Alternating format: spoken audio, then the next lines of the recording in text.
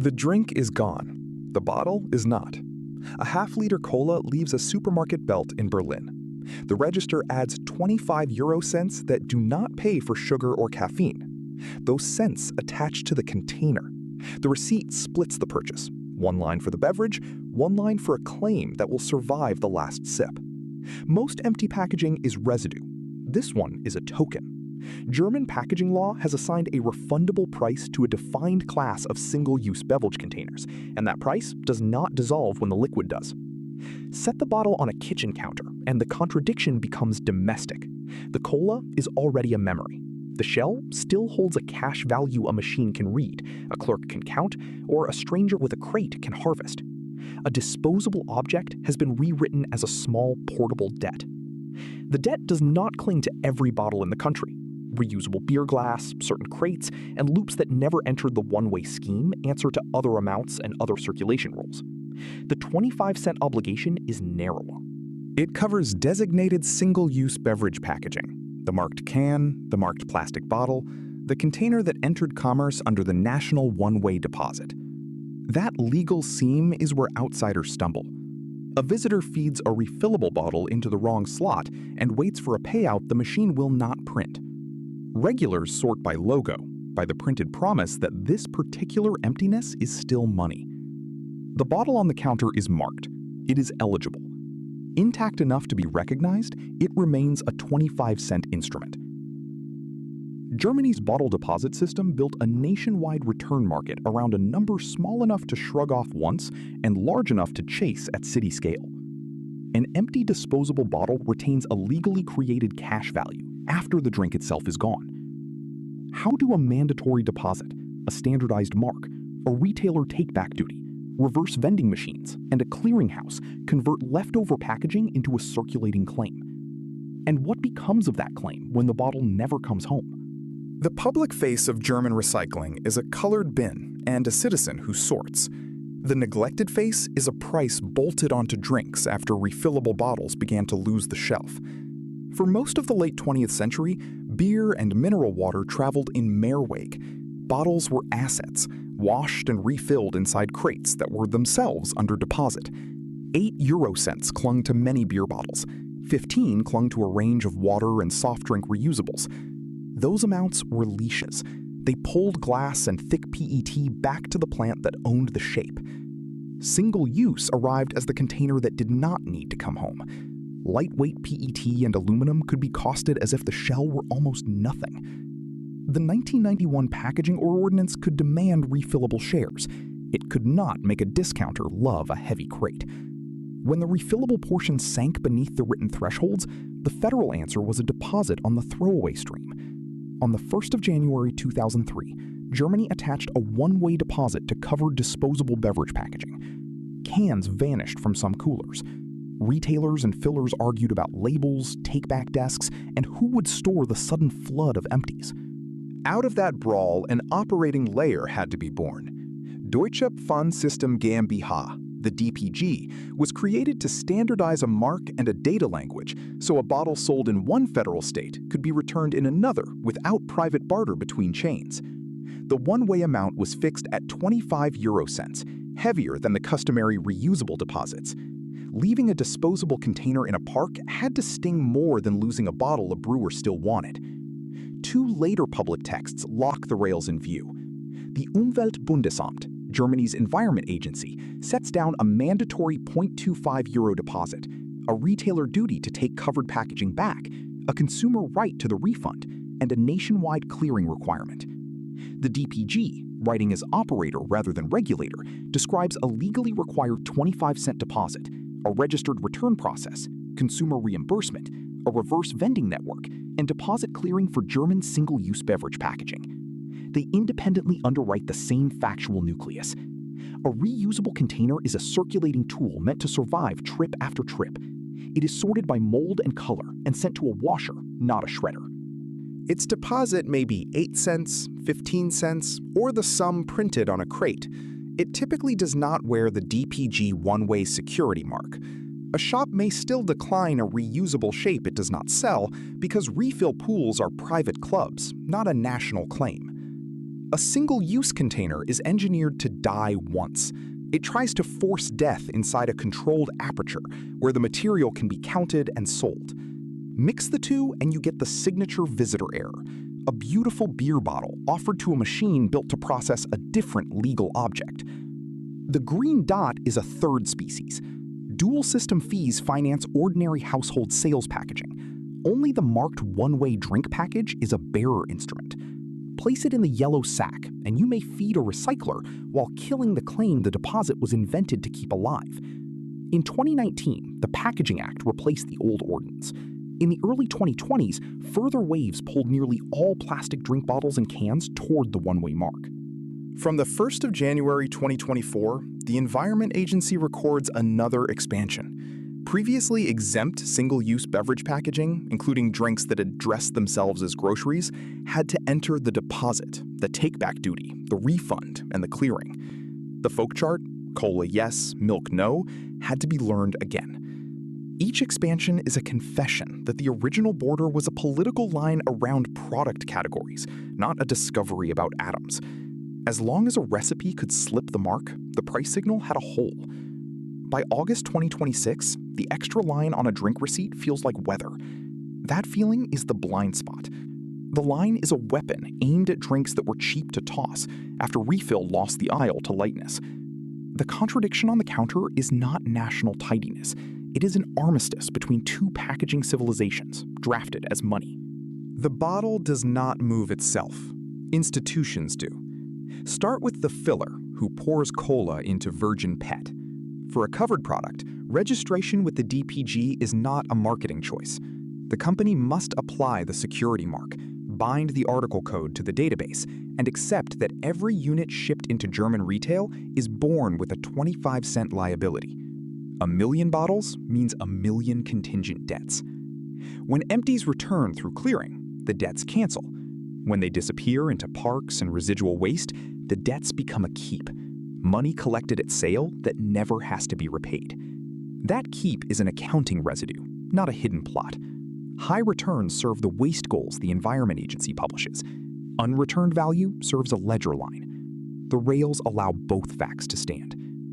The retailer inhabits another equation. A discounter on a ring road sells pallets of marked bottles, and by selling them, inherits a take-back duty. The shop must accept eligible empties of the material types it offers, including brands it never stocked, because the one-way system is national rather than a house club. Reverse vending booths occupy heated floor. Clerks clear jams with gloves. Compacted PET leaves through the back corridor. Clearing reimburses the refunds the shop issues. Reimbursement is settlement, not gratitude. Turn the bags away, and the shop is not curating an aesthetic. It is breaching the return obligation the Environment Agency lists beside the deposit itself. Kiosks live closer to the edge. Floor area and assortment still carve narrower duties under the Packaging Act, yet the customer does not arrive holding a statute. The customer arrives with a clinking bag and a conviction that every doorway with a cooler is a bank. Then the unofficial workforce. After midnight, along Berlin courtyards and Hamburg stations, men and women draw marked bottles out of household bins. They are not on a DPG payroll. They are price takers of a legal remainder. 25 cents is a bus ticket, a meal, a unit of the day. The official system never posted the job. The official price invented the job. Inside the DPG, the motive is switching, not virtue. Someone must license the mark, maintain the catalog of identifiable packaging, and run the rail that lets a bottle sold in Munich be refunded in Hamburg without two finance departments writing each other letters. The organization speaks in process: registration, return, reimbursement, clearing. Its pride, if it has one, is a camera that accepts what is legal and rejects what is not, at the speed of a Saturday queue. The Environment Agency keeps a colder scoreboard: collection, litter, the stubborn ratio of single-use to reusable. When the agency records an expansion, it is closing a hole through which unmarked containers leaked out of the price. Every faction needs the bottle to move, and none for the same reason. The filler seeks a clean matching of placements and returns. The supermarket needs the booth alive and the aisle clear. The night collector needs the mark to remain valuable. The agency needs the mark to change what happens in parks. The DPG needs the mark to be readable. The shopper reaches for the cents without studying any of them. Product developers used to treat exemption as design space. After the 2024 widening, dairy drinks and other former escapees had to wear the same cash.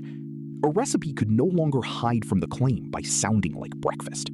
Morning in a bottling hall outside Leipzig. The bottle is still full, still locked in shrink wrap on a pallet. Before it ever sees a shelf, its identity has already been filed. A DPG registration, a security mark printed for a camera. Without that mark, a later belt will reverse. With it, the bottle is a citizen of the one-way polity. Noon, a different Berlin supermarket from the first receipt. A different chain, a different till. A hand lifts the bottle. Functionally, the scan splits again, merchandise and contingent claim. The customer's card pays both. Title to the liquid transfers. Title to the claim stays with the customer as a right that exists only if the empty returns, recognizable to an obligated retailer. Dusk. The bottle stands empty on a regional train table. A hand hovers over the waist flap, then chooses the backpack. This is the intended theater, a price that fits in a palm. The vestibule smells like wet cardboard and the cold breath of automatic doors. The reverse vending machine is a metal booth with a rubber mouth. The customer feeds the bottle. Roller sees it. Lights map the contour. A scanner hunts the security mark and the article code. If the mark is missing, foreign, damaged, or merely the wrong legal species, the belt reverses. The bottle comes back like a rejected coin. If the mark is good, the machine performs an act a yellow bin cannot. It pays. A voucher rasps from a slot. In the same breath, the bottle is crushed. The crush is the anti-fraud heart of single use. A flattened bottle cannot visit a second booth. The legal personality of Einweg is consummated here. Value pulled off, body compacted, double redemption killed at the source. The voucher is not affection. It is a store instrument until a cashier converts it into groceries or cash. The customer is whole, the shop now holds a carcass and a receivable. Clearing starts where the romance dies. The retailer that printed the refund reports the take-back through the DPG process. The system matches that event against registered first placements. The participant who put this article into German circulation is debited. The participant who accepted the empty is credited. A bottle sold by one chain and returned to another does not require the chains to like each other. This is the nationwide return market, not a flea market of bottles. A market in canceled tickets. The pet is the ticket. The ticket dies in the rollers. The money moves as data. A small shop may limit itself to the brands on its own shelves. A large market, having sold the material type, becomes a public window for every eligible logo in that type. The distinction is written in floor area and assortment, not in customer patience. Conflict lives in the joints of that elegance.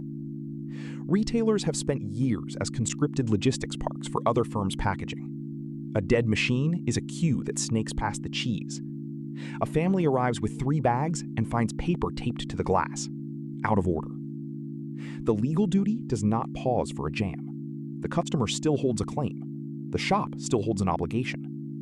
Staff unlock a manual desk and count by hand. Slower, angrier, still bound. Fillers fight a quieter war of stock-keeping units. Every seasonal flavor, every imported can designed for another country's recycling mark must be translated into DPG-readable identity, or it becomes an orphan. Sellable on a Monday, unreturnable on a Saturday. A complaint waiting under fluorescent light. Software updates roll. Old shapes linger. A machine trained on last year's catalog spits out this year's legal bottle, and the vestibule becomes a courtroom with no judge. Reusable bottlers watch the booth with a particular bitterness. Their crates need sorting rooms, wet cardboard, trucks back to specific wash lines. The one-way booth is faster. A heavier deposit on throwaways was supposed to defend the refillable share. Idealism aimed at a Mehrweg victory. Reality built a superb funeral home for Einweg. Cross-border leakage opens another wound. Unmarked drinks ride in from a neighboring price system and sit in German coolers looking identical at a glance. marked German bottles ride out with tourists and die in foreign bins, taking their claims into a territory the clearinghouse does not serve. The architecture assumes a national loop. Highways disagree. Fraud, or the fear of it, shapes the hardware. A second security feature, a special DPG mark beside the ordinary barcode, exists so a home printer cannot mint bottles. The camera is hunting authenticity, not merely shape. And then, the bottles that never return. They wait in office drawers beside expired badges. They ride in residual waste under coffee grounds. They brighten a ditch after rain. For each one, the consumer has paid the deposit and will not be repaid. Through clearing logic, the first seller does not fund a refund that never occurs. Waste officials may still count that bottle as a collection failure. The commercial ledger may count it as residual income. 2 scoreboards, 1 object. The system works well enough that German pavements are not paved with cans, and badly enough that unofficial hands still mine the bins after dark. Official language stresses high return for marked one-way packaging. High is not the same as complete. Heat wave weekends, stadium nights, New Year. The expanded catalog means more shapes arriving at the same mouths. Breakfast drinks that grandparents still toss from habit. Cans that used to be ordinary metal and are now claims. Staff become unpaid instructors. Ineligible objects tell the negative space. An unmarked import offered to the one-way mouth comes back. The claim is not in the polymer. The claim is in an unbroken, registered, readable life. Night. Downstream of the booth, the material re-enters ordinary commodity markets as flake and sheet. Buyers pay for color and contamination, not for a canceled deposit. The cash has already diverged from the plastic. That divergence is the climax. The bottle was never the protagonist. The claim was, leave the wound open. A polished machine still needs imperfect people to carry emptiness across a city. A ledger still improves, quietly, whenever they do not. A price can be a teacher that does not speak. Germany did not make emptiness sacred. It made emptiness costly to abandon and cheap to surrender. The lesson belongs to a class of designs that look like manners and operate as markets. The deposit is not a hymn about nature. It is a contract that manufactures a secondary good, a redeemable claim, and then forces every covered seller to transact in that good.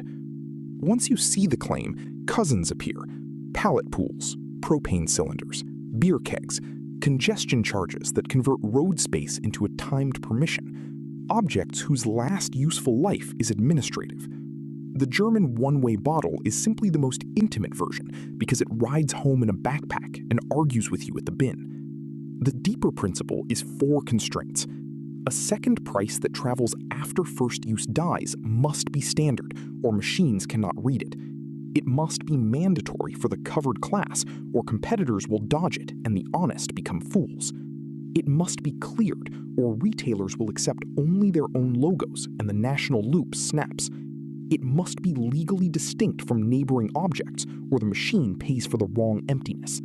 Those 4 requirements, standard, mandatory, cleared, distinct, are why the reusable crate and the single-use can cannot share a soul. Blend them, and you do not harvest more recycling. You harvest a category error with a receipt. There is a chill in that elegance. A working deposit system trains people to carry leftovers, because leftovers are money. It also trains firms to treat unreturned money as an expected residual. It conscripts shop vestibules as financial infrastructure. It summons, without posting a vacancy, a shadow labor force that picks through waste. None of this requires a villain. It requires a number bound to a mark. A fine punishes. A refundable claim bargains. The first says stop. The second says come back and we will unwind the extra price. That unwind is why the German one-way circuit feels like a market rather than a scolding. Walking away is allowed, only priced, and that is the bargain. Natural scarcity makes gold heavy to ignore. Legal scarcity makes a used bottle heavy to ignore. The second kind of scarcity can be switched on with a statute and switched off with an exemption. That on-off switch is the political nerve. Expand the covered class, and you mint new claims. Narrow it, and you demonetize an object overnight, turning yesterday's money into today's ordinary trash. Stand at the machine, not to rehearse the sense, but to feel the inversion. Industry spent a century teaching customers that packaging is free, invisible, someone else's problem after the cap comes off. The one-way deposit spends a counter-century, in miniature, teaching that packaging is a liability you purchased and a claim you can sell back. The lesson sticks because it stings, slightly, to ignore it. Carry that inversion into the street, and the curb looks different. Every unmarked wrapper is a thing the law declined to monetize. Every marked can is a tiny bond, with no coupon and a single redemption window, whenever you bother. The haunting question is not whether Germany should keep the rails. The rails are already climate. If a state can staple cash to emptiness and make a nation carry its bottles home, what other discarded objects are one printed mark away from becoming a market?